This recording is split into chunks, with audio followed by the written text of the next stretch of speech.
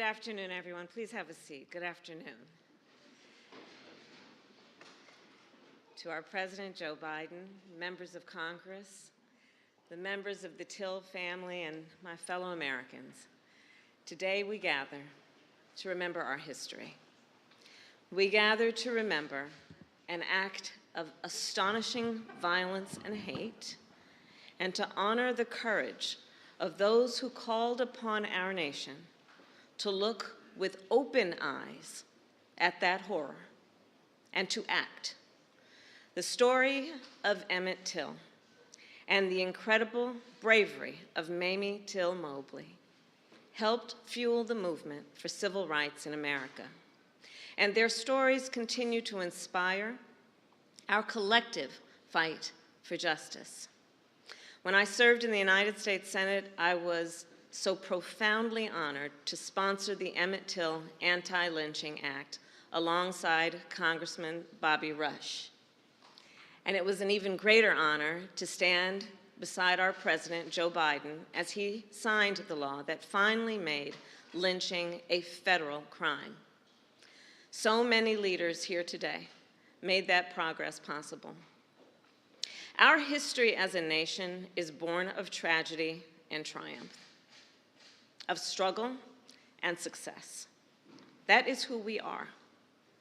And as people who love our country, as patriots, we know that we must remember and teach our full history, even when it is painful, especially when it is painful. Today, there are those in our nation who would prefer to erase or even rewrite the ugly parts of our past, those who attempt to teach that enslaved people benefited from slavery, those who insult us in an attempt to gaslight us, who try to divide our nation with unnecessary debates. Let us not be seduced into believing that somehow we will be better if we forget. We will be better if we remember. We will be stronger if we remember. Because we all here know it is only by understanding and learning from our past that we can continue to work together to build a better future. And so now it is my great honor to introduce a leader who has dedicated his life to preserving and protecting our history. And Reverend Wheeler Parker, Jr. just also shared with me that he and his wife will be celebrating this weekend their 56th anniversary of marriage. Reverend Wheeler Parker, Jr.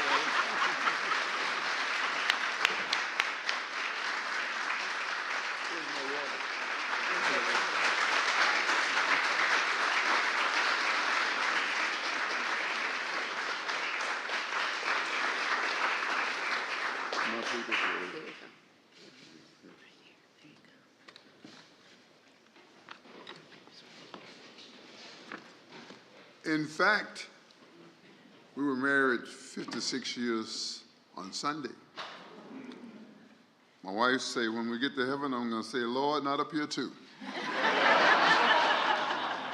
I see we have a whole lot of amens to that. I'm truly humbled by this honor. You see, I was born in Mississippi. I spent my early years as a sharecropper and was focused upon filling up a 9-foot sack. Focused upon my quota, not making history, from the outhouse to the White House. From a time when we lived in fear to a time when President and Vice President gave us this great hope. Kept their promise by delivering. This is what America means to me. Promises made, promises kept. It has been quite a journey for me from the darkness to the light.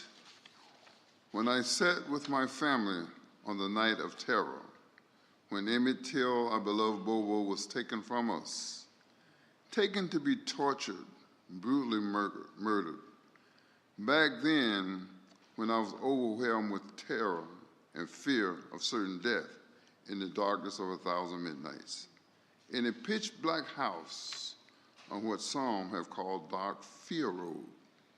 Back then in the darkness, I could never imagine a moment like this, standing in the light of wisdom, grace, and deliverance. There's something amazing you feel when you meet President Biden, like I did when he signed the Emmett Till anti-lynching bill into law. He welcomed me to this place of great power. I felt the power of his personal devotion, his devotion to justice, to equality, his commitment to keeping the promise of America. This came from his heart, from his soul. God bless you, President Biden, for all you have done and will do to preserve our history. Ladies and gentlemen, please join me in recognizing President Joe Biden.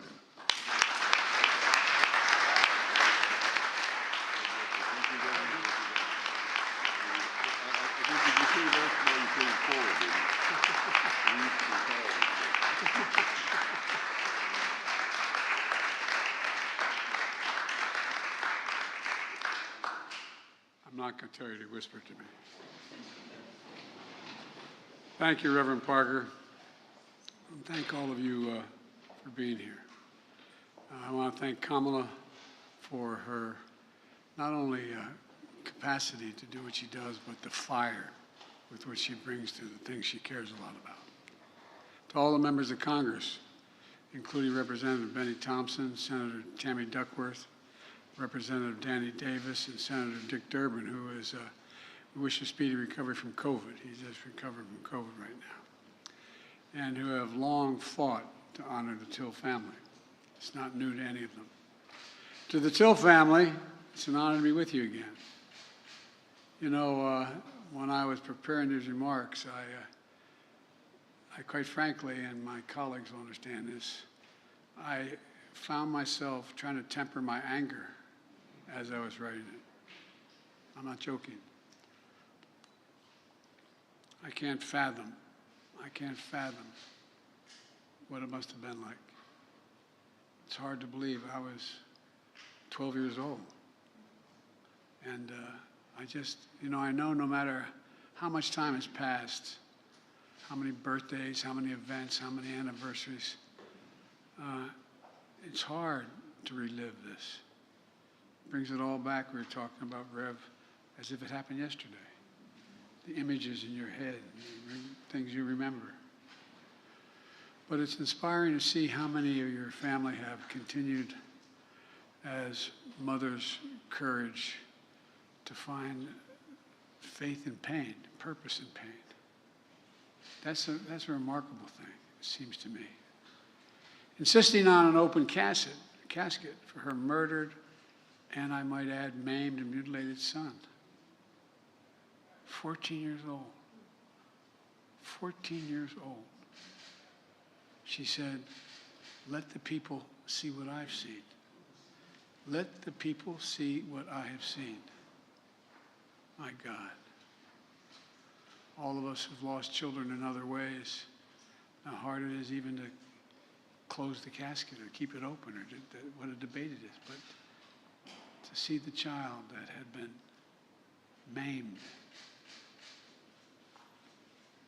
and the country and the world saw, not just heard the story of Emmett Till and his mother, as a story of a family's promise and loss in the nation's reckoning with hate, violence, racism, overwhelming abuse of power, brutality. It's hard to fathom this even in war for me. It's hard to fathom. But today, on what we've been, would have been Emmett's 82nd birthday, we add another chapter to the story of remembrance and healing. Just as we joined together when I signed the law in his name to make lynching a federal crime, and think how long that took for that to happen. I mean, and we screened the movie Till at the White House. Today, we join together as I sign a proclamation designating Emmett Till and Mamie Till Mobley national monument in both Illinois and the Mississippi.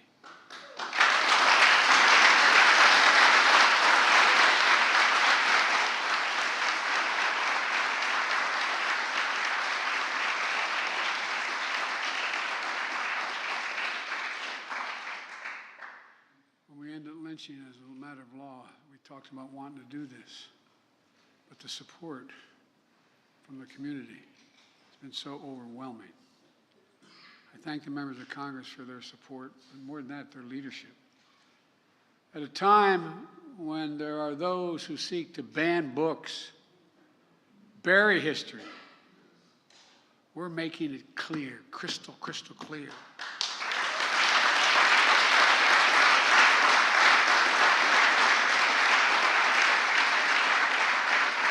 While darkness and denialism can hide much, they erase nothing. They can hide, but they erase nothing. We can't just choose to learn what we want to know. We have to learn what we should know. We should know about our country. We should know everything, the good, the bad, the truth of who we are as a nation. That's what great nations do, and we are a great nation. That's what they do. For only with truth comes healing, justice, repair, and another step forward toward forming a more perfect union. We've got a hell of a long way to go. That's what's happening. That's what's going to happen with visitors of all backgrounds to learn the history of Emmett Till and Mamie Till Mobley through our national monument. Look, telling the truth and the full history of our nation is important. It's important to our children, our grandchildren, our great-grandchildren, to our nation as a whole. I've said it before. It was a lesson I learned coming out of not like real leaders in the civil rights movement, but I came out of the civil rights movement as a kid, as a public defender. And I used to, think that if you pass something that was good, you can make hate go away. Hate never goes away. It just hides. It hides under the rocks. And given a little bit of oxygen by bad people, it comes roaring out again. It's up to all of us to deal with that. Up to all of us to stop it. Up to all of us. The best way to do it is with the truth. It's used in a different context, but I think it applies here. Silence is complicity. I will not be silent, nor will you be silent about what happened.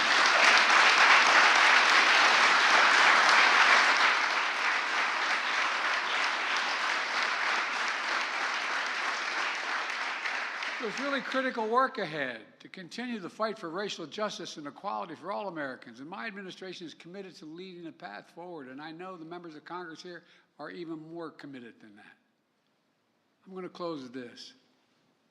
The reason the world saw what Mrs. Till Mobley saw was because another hero in this story, the black press. Oh, I'm serious.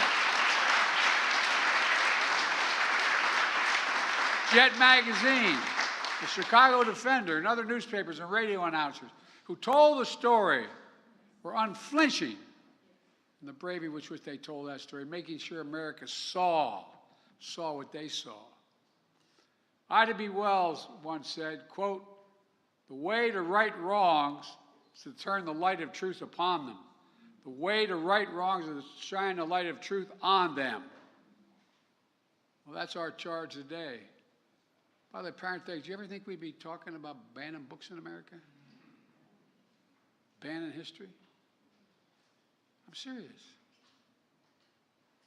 To the Till family, to all of you here today, I thank you for your courage, for never giving up.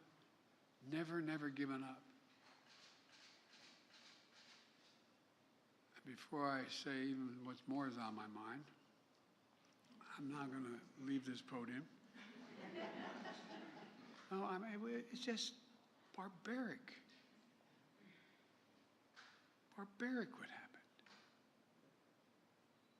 And seriously, all you moms out there, imagine the courage it took to say, let them see.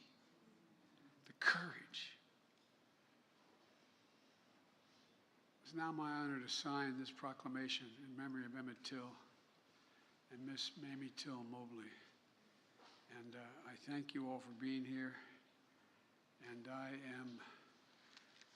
know I'm considered too much of an optimist, but I believe if we keep pushing, we're going to continue to make progress.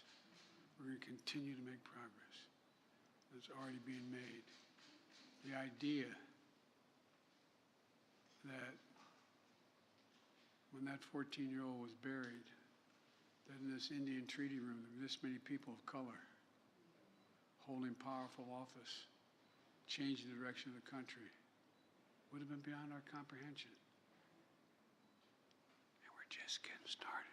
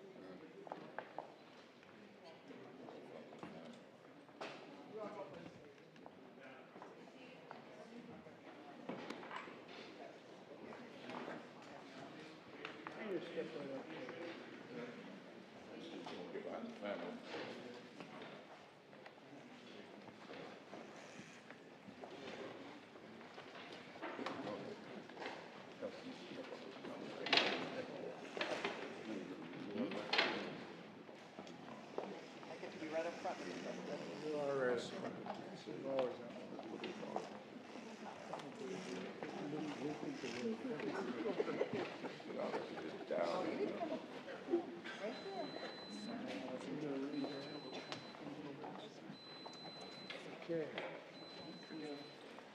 You ready?